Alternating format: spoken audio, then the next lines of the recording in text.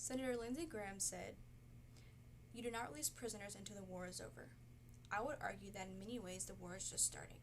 I couldn't agree more with Senator Lindsey Graham. The New York Times editorial named "Perpetuating Guantanamo's Travesty" was written to bring the reader's attention to the release of Gitmo prisoners. The editorial made some factual points, but it did not take into consideration the true feelings of Americans during this hour of time of fear of terrorism and acts of hatred on our country. Today, I will be discussing the considerable problems associated with this editorial's position on this issue, as well as the support. The first area of interest is the main idea the editorial was trying to get across to its readers. As quoted by the New York Times, "It is a long pastime for American officials to do the right thing. Prosecute suspected terrorists in American courtrooms and shut down a wartime prison that has deservedly brought the United States to international scorn." That statement made by the New York Times is solely an opinion or point of view. How can one measure or decide what is the right thing that officials want to achieve? Some officials may feel like doing the right thing would be to keep the prisoners inside of Gitmo and keep it open. The authors also noted that Gitmo has brought the United States into national deserved scorn. But if there is so much scorn towards the United States, how was it that George Bush had a stronger active coalition during the war in Iraq and Afghanistan while sending prisoners to Gitmo versus President Barack Obama's inactive coalition on his containment against extremists while closing down Gitmo and releasing prisoners? I think that the New York Times would have done the American people a better justice if they had considered the question, what country would want terrorists walking around free unless they sympathize with their cause? To support my reasoning, we will first look at a national telephone survey and a poll. The national telephone survey done by Rasmussen found that 29% of voters support the closing of Guantanamo Bay, while 53% oppose the idea and 19% are undecided. According to a poll done by Gallup.com, 29% of American voters support the closing of Guantanamo Bay, while 66% oppose the idea. That is 2 out of every 3.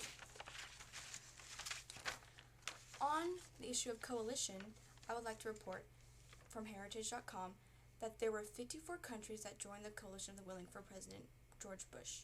That did not include Canada, Germany, and France, and the other 15 countries that offered silent support.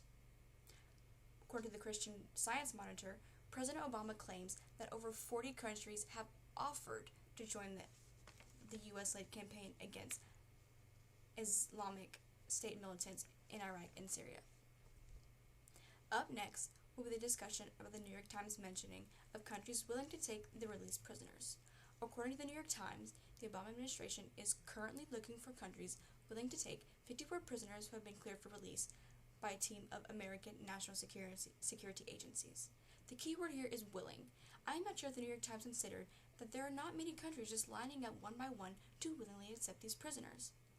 Also, holding prisoners at Gitmo means that they can be held there indefinitely. When they are released to different countries, the countries will only hold them for a minimum amount of time until they are able to be released to do as they please. So, technically, the Obama administration is releasing prisoners to other countries not to be detained, but to be eventually freed under the false promise that they won't return to the fight. My evidence to support my reasoning is some information from the Director of National Intelligence. According to a report released on March 7th, based on trends identified during the past 11 years, we assess that some detainees currently in Gitmo will seek to re-engage in terrorist or insurgent activities after they are transferred. Also, between January 14th, 2013 and January 15, 2015, the United States government released an additional 33 Guantanamo detainees. According to the House Homeland Security Chairman, Michael McCall, the number of transferred Guantanamo detainees confirmed to have returned to the fight increased by 12 during that same January 2014 and January 2015 year.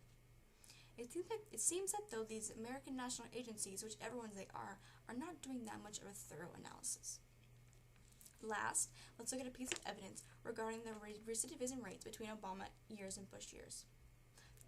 Direct information provided by the New York Times via the Director of National Intelligence reads, out of the 88 prisoners who have been released since January 2009, 6 are known to have become involved with terrorist or insurgent groups, and 1 is suspected of having done so. So a 6.1 recidivism rate. During the Bush years, more than 33% of 532 detainees were released or confirmed or suspected to have rejoined the fight. The first problem with this evidence provided by the New York Times is that they did not quite get Obama's recidivism rate percentage correct. According to information once again provided by the Director of National Intelligence, straight from the website, reads that out of the 88 prisoners Obama released, the same that the New York Times is speaking about as well, there has been a 6.8 recidivism rate. Wait, remember the New York Times said that there was a 6.1 recidivism rate for Obama. How could they confuse the number 1 with the number 8? Yes, this is a case of underreporting. Speaking of underreporting, this brings us to the second problem with this evidence. The authors of the editorial made a specific distinction for Obama that there were 6 confirmed and 1 suspected. But for Bush, they gave an overall statistic with clumping those that were confirmed with those that were suspected together. That is how the 33% is achieved. When you look at the Bush presidency years on the Director of National Intelligence website, you see that 19.6 are confirmed and 14.3 are suspected. Yes, that does indeed equal 33%.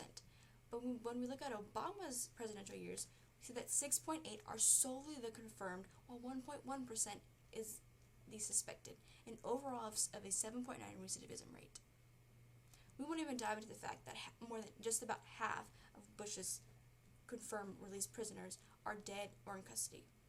But it just seems a bit odd that the New York Times was able to get Bush's statistic correct, but got a little bit confused on Obama's. To wrap things up, we can conclude that the New York Times brought this argument to the table for good reasons, to inform the public of issues that are currently going on in our country. With that being said, the New York Times did not provide the optimal factual evidence to support its argument, as well as absent the fact of taking into consideration the true feelings of Americans. They want to keep Gitmo close. I have provided you today with proper evidence and reasoning for the refutation of this editorial.